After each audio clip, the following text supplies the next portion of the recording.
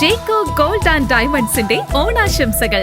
ജേക്കോ jewels, Thodupuzha, Edappally, Kothamangalam, Pothanicad. Jeco gold manufacturers and wholesale ഡീലേഴ്സിന്റെ സഹോദര സ്ഥാപനം. നീതി നിഷേധിക്കപ്പെട്ട അനേകരുടെ രക്ഷകരായി തുടരുകയാണ് കോതമംഗലം സ്വദേശി ഗോപാലൻ വെണ്ടുവഴി. നിയമവിരുദ്ധമില്ലാതിരുന്നിട്ടും നിയമ പോരാട്ട രംഗത്ത് നിരവധി കേസുകളിൽ വിജയം നേടിയ ഗോപാലൻ വെണ്ടുവഴി ഒരു കേസിൽ പോലും തോറ്റിട്ടില്ലെന്ന് ശ്രദ്ധേയമാണ്. ഉപഭോക്തൃ നിയമ പോരാട്ട വഴികളിൽ നീതി നിഷേധിക്കപ്പെട്ട അനേകരുടെ രക്ഷകനായി തുടരുകയാണ് കോട്ടില്ല വക്കീലായ കോതമംഗലം സ്വദേശി ഗോപാലൻ വെണ്ടുവഴി. നിയമബിരുദമില്ലാതിരുന്നിട്ടും ഉപഭോക്തൃ കോടതികളിൽ മറ്റുള്ളവർക്ക് വേണ്ടി കേസുകൾ വാദിച്ച് ജയിക്കുന്ന ഗോപാലൻ വെണ്ടുവഴിയുടെ അസാധാരണ ജീവിതം നിയമ വിദ്യാർത്ഥികൾക്കും പഠന വിഷയമാക്കാവുന്നതാണ്. കേസുകൾ അദ്ദേഹത്തിന് കേവലം സ്വന്തം കാര്യങ്ങൾ മാത്രമായിരുന്നില്ല.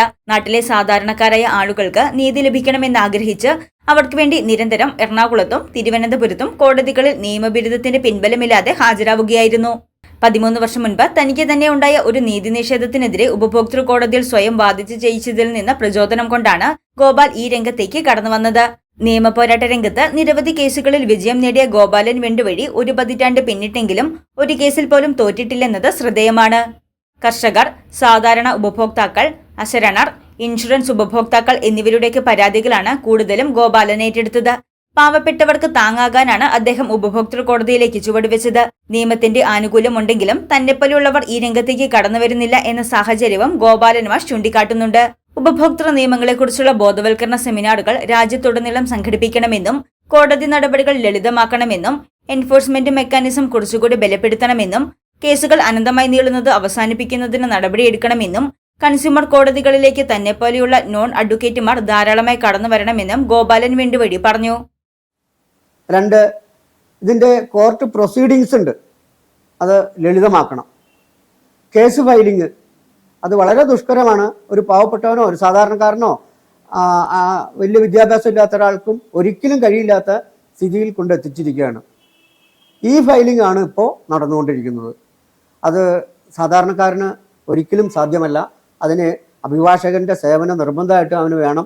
അല്ലെങ്കിൽ പുറത്ത് എവിടെയെങ്കിലും ഈ കമ്പ്യൂട്ടർ പരിജ്ഞാനമുള്ളവരുടെ സഹായം വേണം. അപ്പോൾ അവർ ചോദിക്കുന്ന പൈസ അവർക്ക് കൊടുക്കണം. അപ്പോൾ ഇത്തരത്തിൽ ഇതൊരു തടസ്സമായിട്ട് ഇപ്പോഴും നിലനിൽക്കുന്നുണ്ട്. 2, എൻഫോഴ്സ്മെൻറ്റ് മെക്കാനിസം കുറച്ചുകൂടി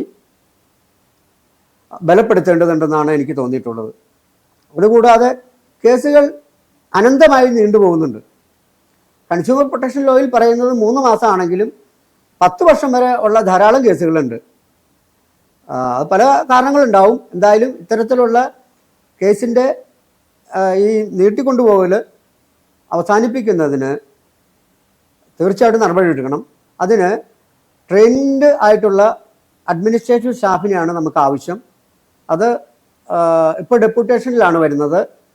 അല്ലാതെ നേരിട്ട് ജീവനക്കാരെ എടുക്കുകയും സ്റ്റാഫിൻ്റെ എണ്ണം കൂട്ടുകയും ചെയ്താൽ തീർച്ചയായിട്ടും കേസുകൾ വേഗത്തിൽ തീർപ്പാക്കാൻ കഴിയുമെന്നാണ് എൻ്റെ എളിയ വിശ്വാസം.